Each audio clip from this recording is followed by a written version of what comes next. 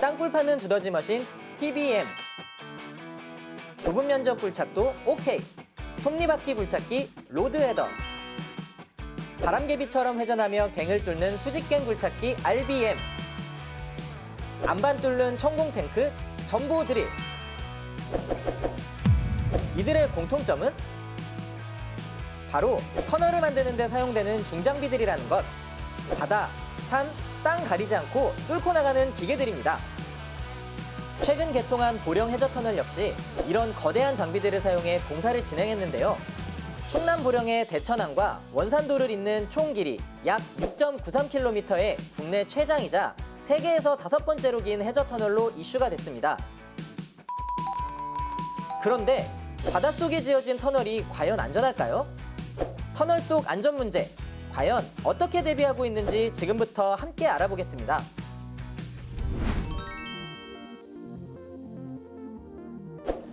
바닷속에 짓는 해저터널, 혹시 바닷물이 터널 안으로 들어오지는 않을까?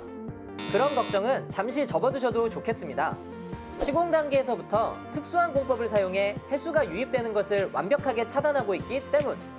터널 시공 과정 중 틈이 있는 부분에 시멘트와 물을 섞은 후 높은 압력으로 주입하여 해수를 차단하는 것을 차수 그라우팅이라고 하는데, 집안 상황에 따라 여러 번의 그라우팅 과정을 거쳐 틈으로 바닷물이 들어오는 것을 방지하고 있습니다.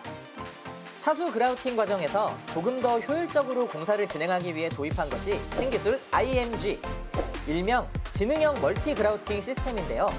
IMG는 그라우팅을 위한 야객을 동시에 여러 개의 주입홀에 넣어 정압, 정량으로 주입을 하며 실시간으로 모니터하거나 자동으로 제어할 수 있는 시스템입니다.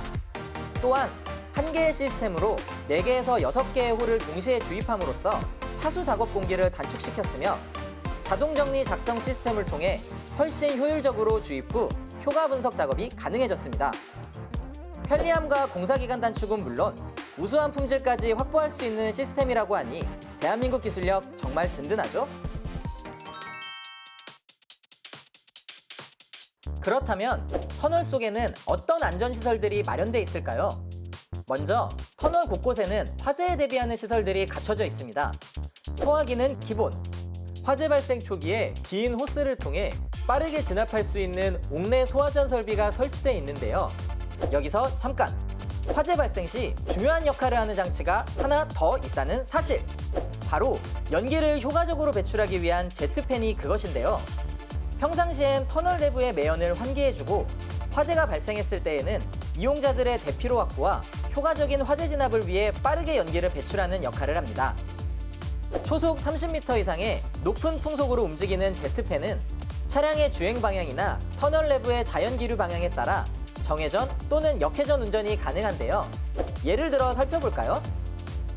태안에서 보령 방향으로 향하는 출구 지점에서 화재가 났다면 제트팬은 어떻게 가동될까요? 화재 초기, 차량은 정체되고 사람들은 서둘러 대피하게 될 텐데요. 먼저 적정 풍속을 유지하며 화재 연기가 흩어지지 않도록 해야 합니다. 사람들이 이동을 시작하면 대피할 수 있는 시간을 확보하기 위해 제트팬으로 이동하는 쪽과 반대 방향으로 연기를 보내준 후 제트팬을 재가동하여 연기를 빠르게 터널 외부로 배출해줍니다. 사람들이 대피하게 될 반대편 터널에서는 어떻게 될까요? 피난 연결 통로의 문을 열게 되면 압력 차이로 인해 순식간에 연기가 내뿜어져 나오게 되는데요. 이런 상황을 피하기 위해 제트팬을 정방향과 역방향으로 가압 운전을 통해 터널 내부의 압력을 높여 연기가 유입되는 것을 방지해줍니다. 그럼 사람들이 연기로부터 안전하게 탈출할 수 있게 되는 것이죠. 터널 안에는 이런 소화시설 외에도 다양한 안전시설이 갖춰져 있는데요. 화재 상황에서 사람의 이동을 돕는 배인용 연결 통로와 차량의 이동을 돕는 차량용 연결 통로가 각각 마련되어 있습니다.